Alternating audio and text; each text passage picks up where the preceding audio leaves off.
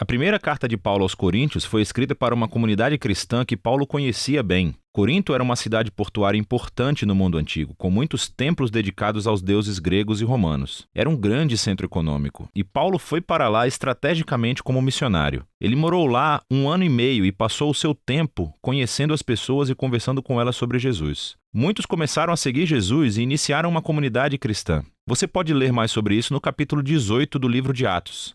Depois de um tempo, Paulo seguiu viagem para começar igrejas em outras cidades. Ele começou a ouvir relatos de que as coisas não iam muito bem na igreja de Corinto. A igreja estava passando por todo tipo de problemas e por isso ele escreveu essa carta. A carta é dividida em 5 partes principais, junto com a saudação final. Essas 5 partes correspondem aos 5 principais problemas que Paulo aborda. A carta é lida como uma coleção de ensaios curtos sobre temas diferentes, mas há ideias centrais que unem todas as partes. Eis o que ele fez em cada parte. Primeiro, ele descreve o problema. Depois, ele responde ao problema com algum trecho da história do Evangelho, que são as boas novas de Jesus. Ele mostra como as pessoas realmente não estão vivendo o que elas dizem acreditar. A essência dessa carta é a seguinte: devemos abordar todas as áreas da nossa vida através da lente do Evangelho.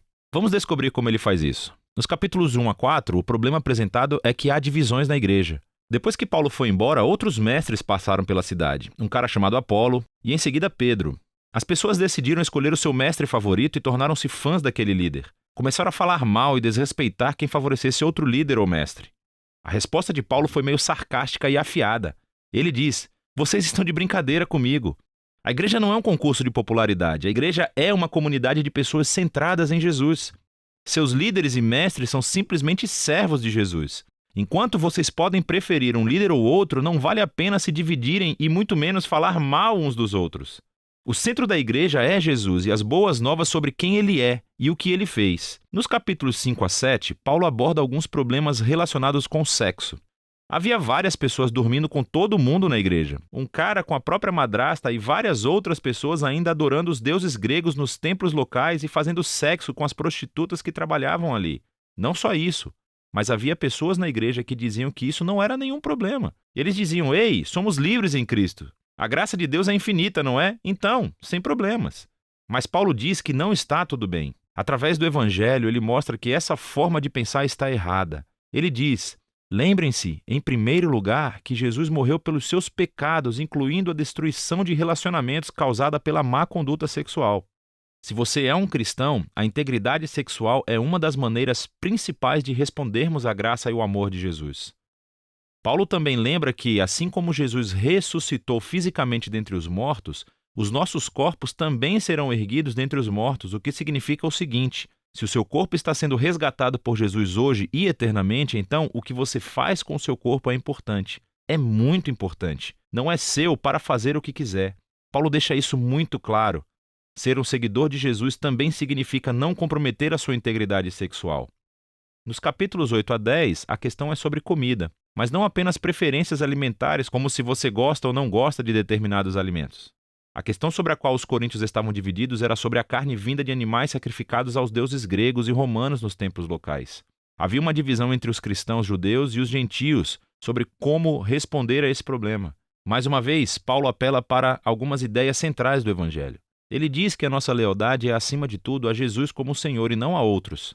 Se você estiver numa situação em que a carne foi dedicada a outro Deus, e há pessoas observando o que você faz, elas podem concluir: olha, os cristãos adoram Jesus e eles podem adorar outros deuses também. Paulo diz que nessa situação não coma a carne.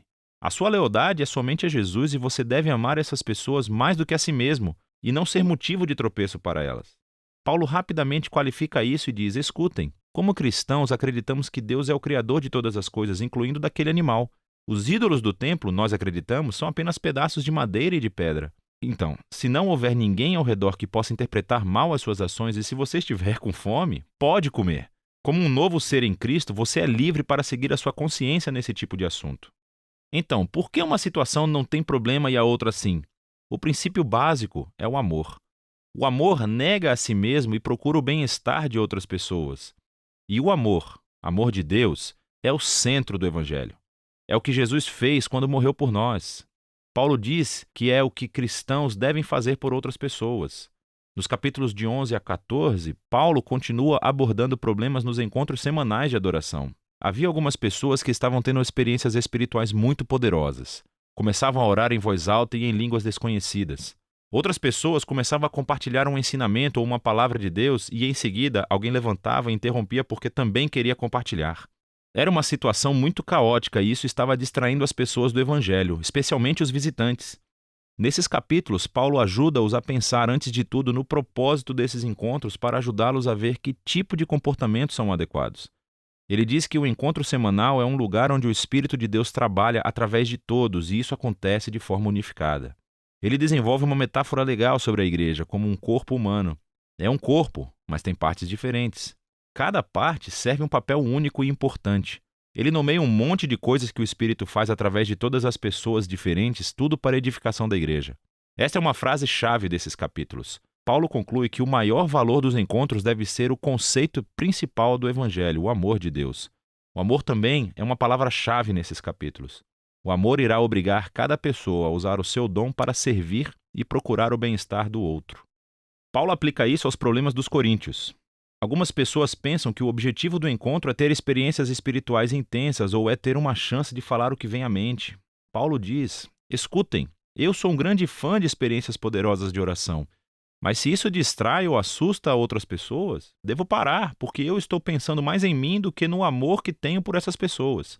O encontro em torno de Jesus deve ser organizado para que todas as pessoas possam aprender, cantar, adorar e ouvir Deus falando.